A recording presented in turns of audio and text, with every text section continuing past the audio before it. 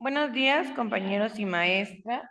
El día de hoy les vamos a hablar sobre el libro de las mujeres en la América colonial. Es un enfoque hacia todas las mujeres que vivieron a lo largo de la América Latina de hace varios años y vamos a empezar explicándoles cada capítulo en el cual pues se presentan diferentes situaciones a lo largo de los años.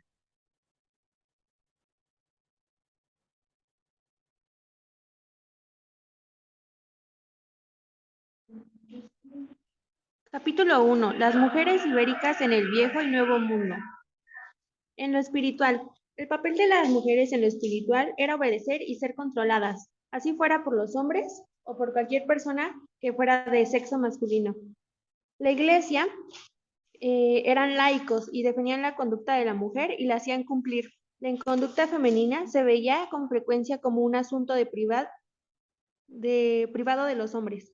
En lo militar eran aisladas también. El ideal islámico de la mujer protegía y aislaba del mundo a la mujer refugiada en el hogar o en el aire.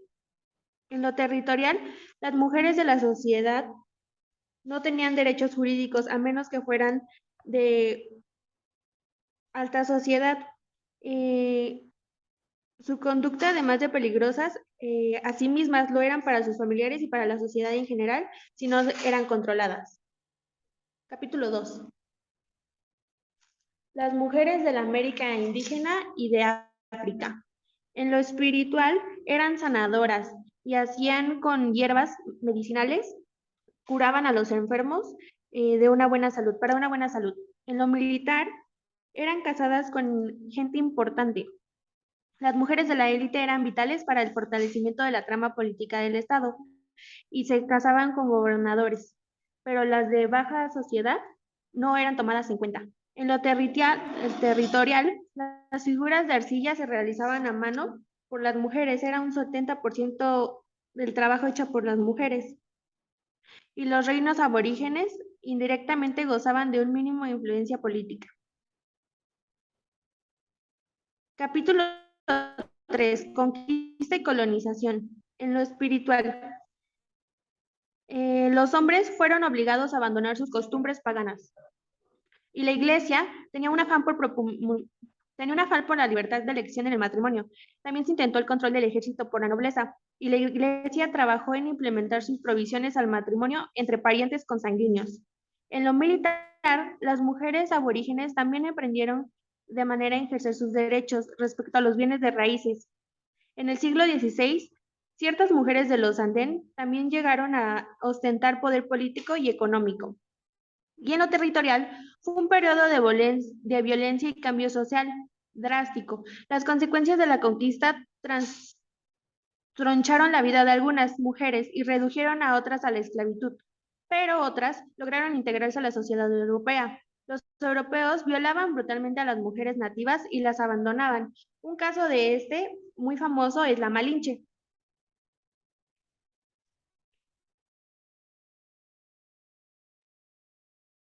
Capítulo 4. La llegada de mujeres ibéricas. Entre 1500 y 1700, alrededor de 2900 mujeres españolas llegaban al continente americano cada año. Los hombres casados que se habían embarcado creyeron que sus cónyuges habían muerto durante su ausencia o que se habían casado de nuevo. La falta de comunicación, las confusiones o el deseo de olvidarse de la esposa española solían desembocar en escándalos casos de bigamia. En el ámbito militar, las expediciones militares estaban compuestas de hombres, debido a que las mujeres ibéricas eran consideradas como superfluas durante la batalla. Hubo excepciones de algunas mujeres, las que llegaron a México con la flota de Hernán Cortés. Estas 5 mujeres fueron incluidas en la ciudad de Puebla en 1531. En el ámbito territorial, las condiciones de vida eran difíciles para esas mujeres que participaban en la conquista y en los asentamientos tempranos de las regiones más aisladas. Inés desempeñó un papel crucial en la supervivencia de la expedición y en la protección de jóvenes de la joven ciudad de Santiago de Chile. Se ocupó de los enfermos y de los heridos. Capítulo 5. Mujeres, matrimonio y familia. En el ámbito espiritual, el matrimonio fue considerado crucial por la Iglesia y por el Estado para conformar una organización social ordenada dentro de las colonias. Se protegía a las mujeres y se dehilaba el límite existente entre quienes eran hijos legítimos y quienes no lo eran. La edad en la cual las mujeres contraían matrimonio fluctuaba en la función de tiempo y regiones. La ley religiosa de la Iglesia Católica Apostólica Romana permitía que las mujeres se casaran a partir de los 12 años. Las mujeres de élite se embarazaban en circunstancias que hacían imposible el matrimonio. El novio era un funcionario gubernamental o militar que carecía de permiso real para casarse. En otros casos, el amante de la mujer era casado, había muerto o había partido antes de que pudiera concretarse el matrimonio.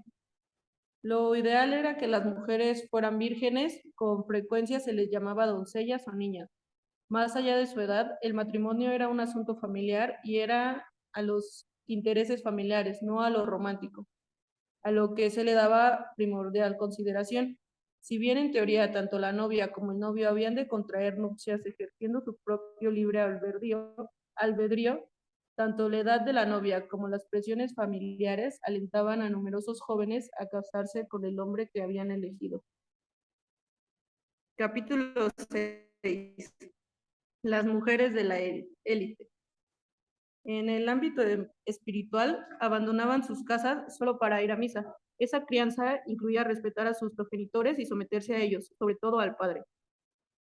Élite de América Latina colonial, el matrimonio era parte de una estrategia utilizada para afianzar las alianzas familiares y para promover los intereses familiares. Se empleaba el matrimonio para crear lazos cruciales en el plano social, político y económico, con personas y grupos considerados importantes para la supervivencia de la familia y la capacidad de esta de reclutar miembros de la élite que marcaba los distintos financieros de la sociedad. En el ámbito militar, una jovencita muy linda se casaba con un hombre que no era ni guapo, ni elegante, ni refinado, y que además podía ser su padre, pero se trataba de un candidato de buen juicio y buen olfato. Para los negocios, eso era lo único que importaba. Muchos eran funcionarios militares que ellos tenían el mando. Las mujeres solo eran encargadas de las cosas de la casa. Los hijos, la comida, no tenían un papel fundamental, aunque muchas después se quedaban con sus mandatos de sus parejas. En lo territorial, las mujeres de la élite conformaban por definición un grupo pequeño y selecto. Desempeñaban importantes papeles sociales y culturales. Además, participaban de manera muy directa en la transmisión de rango social y de bienes, y en las estrategias elitistas de supervivencia y reclutamiento. Debía ser virgen antes del matrimonio y casta luego de esto. Su sexualidad, sus actividades y su educación se supervisaban muy de cerca.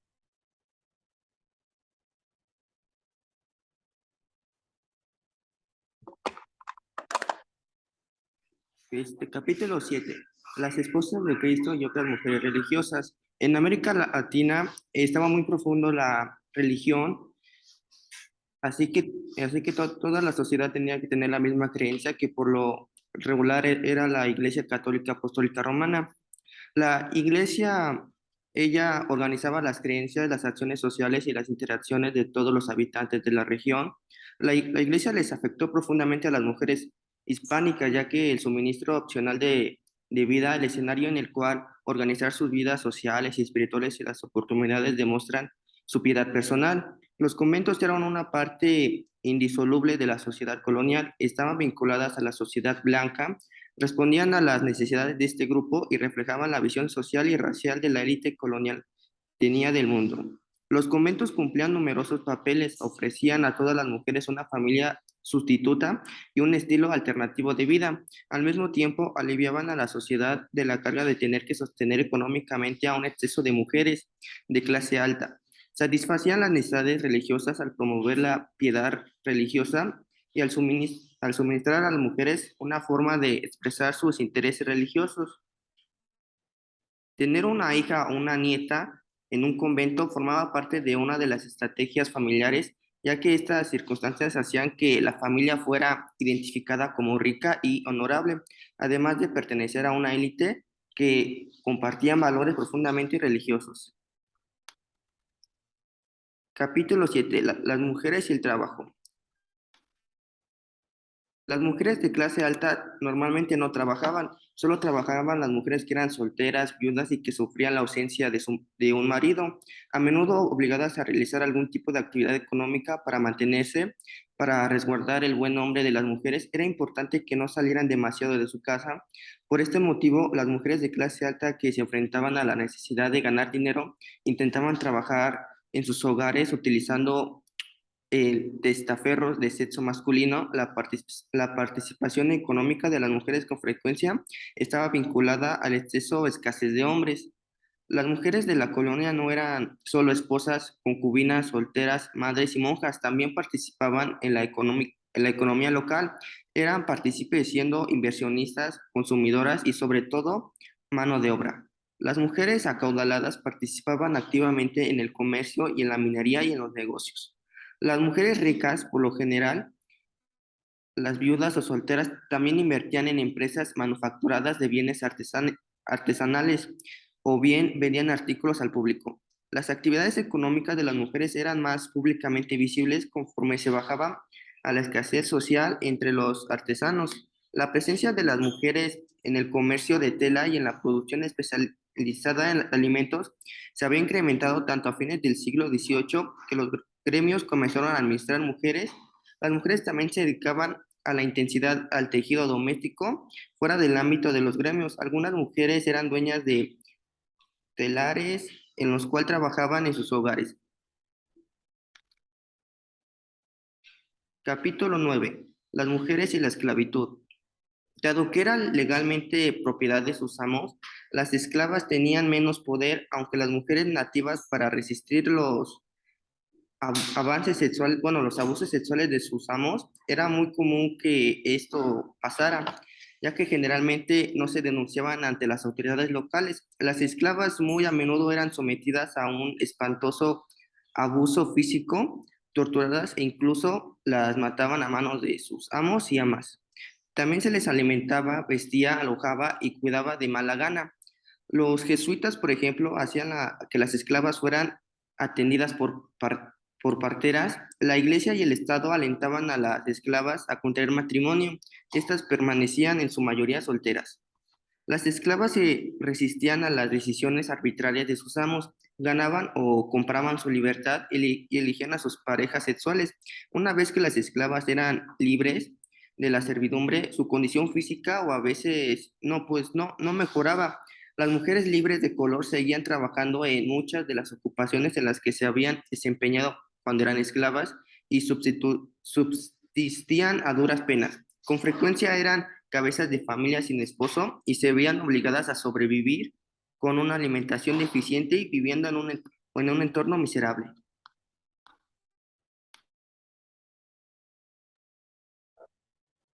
Capítulo 10. Las mujeres y las conductas sociales, anomales, delito, brujería y rebelión.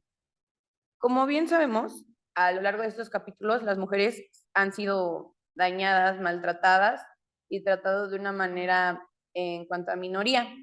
En este capítulo, las mujeres se ven involucradas en los delitos hacia su persona, ni siquiera en delitos económicos o políticos, porque como vimos a lo largo de la exposición, ellas no participaban y las que participaban eran las de la élite. En esto era, pues, en cuanto a los delitos, en cuanto a los domésticos y, por ejemplo, no eran protegidas, no ocupaban ellas cargos políticos ni religiosos y su principal, pues, era que ellas llevaran a la familia o que cuidaran a los hijos.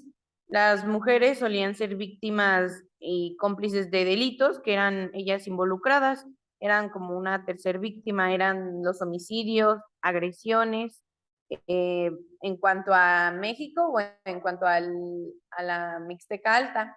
Y los delitos, pues habitualmente eran del maltrato físico y violencia doméstica, porque el hombre era quien pues tenía el mando hacia las mujeres, y era la violación, el secuestro, el homicidio.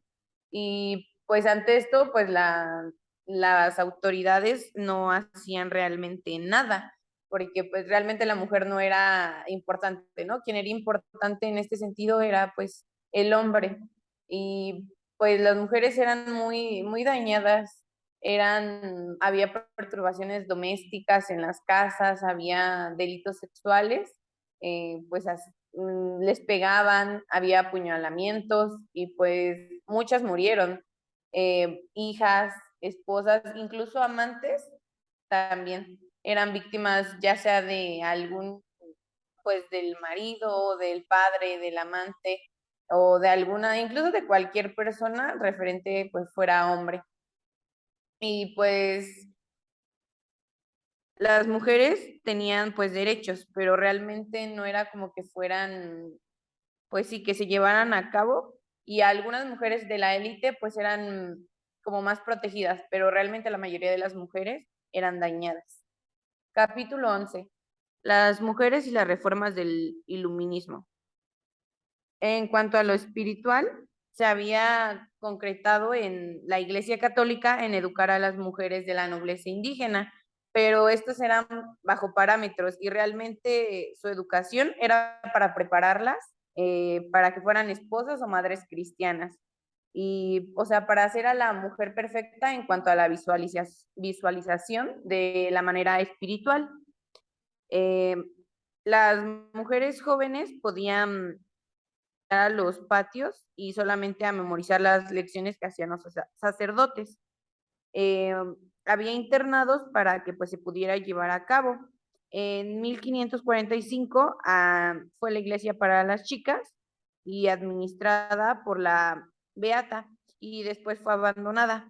La mayor parte de los pensadores de sexo masculino creían que pues únicamente las jóvenes les enseñaban a leer y era útil para así poder rezar y leer los libros pues religiosos, pero también pues que la escritura pues también era algo que tenían que hacer, pero que también era peligrosa para las mujeres. ¿De qué manera era peligrosa? Porque ellas podían expresar sus ideas mediante la escritura, porque en ese momento las mujeres no eran tomadas en cuenta, ¿no? No podían ni siquiera decir algo porque las castigaban o así. Y en este momento la iglesia, por eso tampoco, solamente a leer, pero para que oraran o así, porque en ese entonces era muy devoto en lo espiritual. Y entonces, pues, no podían enseñarles a escribir por lo mismo, porque tenían miedo de que ellas expresaran sus ideas. En el ámbito territorial, ya con la llegada del iluminismo, pues abrió un poco más el contexto en cuanto a las mujeres. Ya territorialmente no se metieron tanto con lo espiritual, y en este ámbito se quiso educar ya a las mujeres y ya más pues en cuanto a las enfermedades, en cuanto a las emociones, en cuanto a las tendencias que estaban, en cuanto a economía. Y pero a veces pues no existía esa educación como para todos. El propósito era pues que las mujeres de la élite principalmente eran las importantes, pero, o sea, siempre se quedaban como en, ay, la mujer tiene que atender pues el hogar, orientar a los hijos, enseñarles a los hijos lo que tienen que hacer, ¿no? O si tienen otra hija, enseñarle lo mismo a la hija, los buenos modales y la capacidad, ¿no? Para la casa. Pero el objetivo pues era generar esposas y madres que fueran más competentes entre ellas, ¿no? Que fueran la mujer perfecta. Ellos siempre buscaban la mujer perfecta, pero pues eran unas formas que no debían.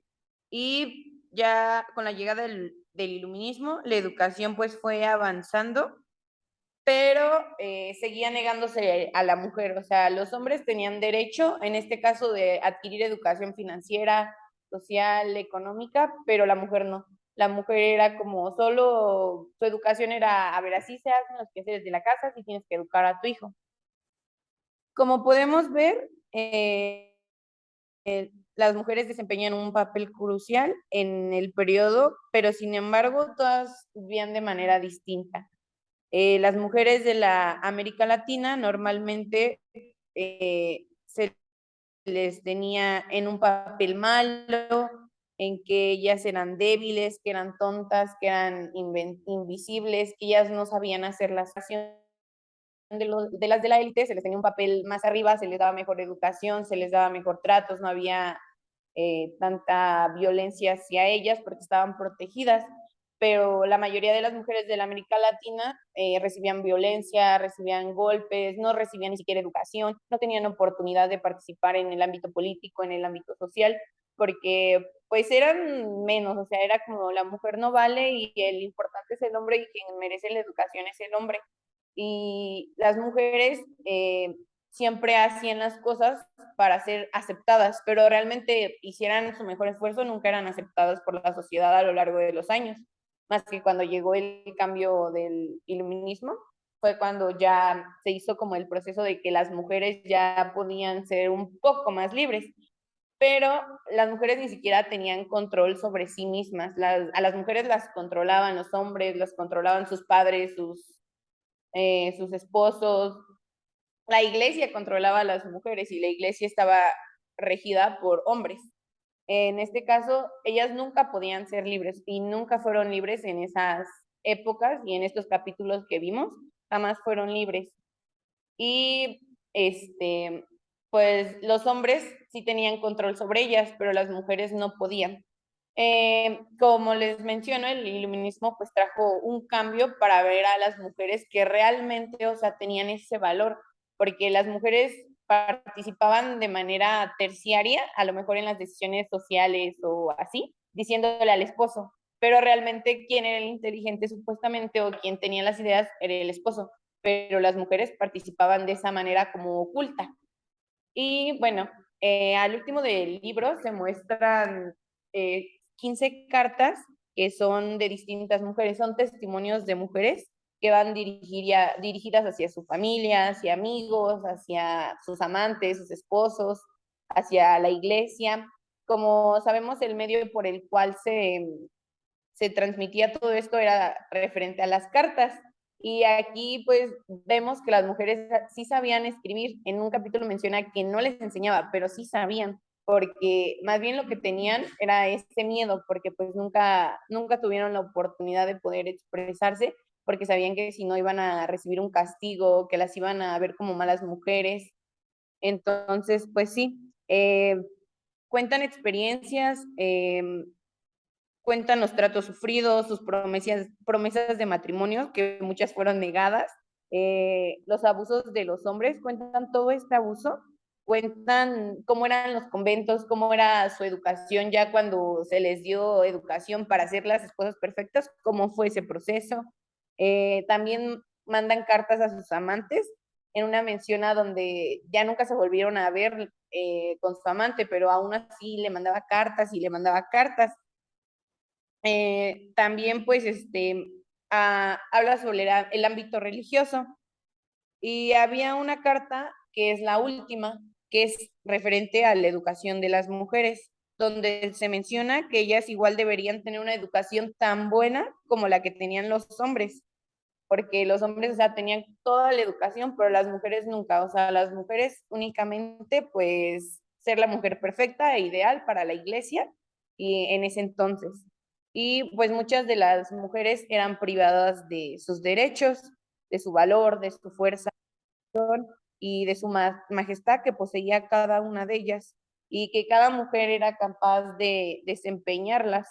Como vemos a lo largo de la historia, las mujeres fueron quizás contadas porque fueron las mujeres que se atrevieron a sobresalir de esos estereotipos que estaban en la sociedad. Y realmente es lo que vemos en este libro, cómo la mujer tenía mucho poder, pero en esos años no se podía. Quien mandaba era el hombre. El hombre, en conclusión, pues sí fue una etapa muy difícil para las mujeres y tardaron pues para que se pudiera hacer un poco más de lucha por las mujeres y por sus derechos. Realmente sufrieron bastantes abusos referente a las violencias, a los homicidios, a las violaciones, a la falta de educación, a la falta de oportunidades, donde no tenían ninguna oportunidad, y ya pues ahorita a lo largo de los años se ha podido ver que hay un gran avance, pero que sigue como un poquito esa parte que va arrastrado desde hace muchos años. Y en este libro pues nos da un contexto muy, muy bueno sobre cómo fue avanzando la mujer y cómo fue pues sobresaliendo su parte de que la mujer era valiosa y que podía tener el derecho a llegar a estudiar y poder llegar a sobresalir. Eso sería todo. Muchas gracias.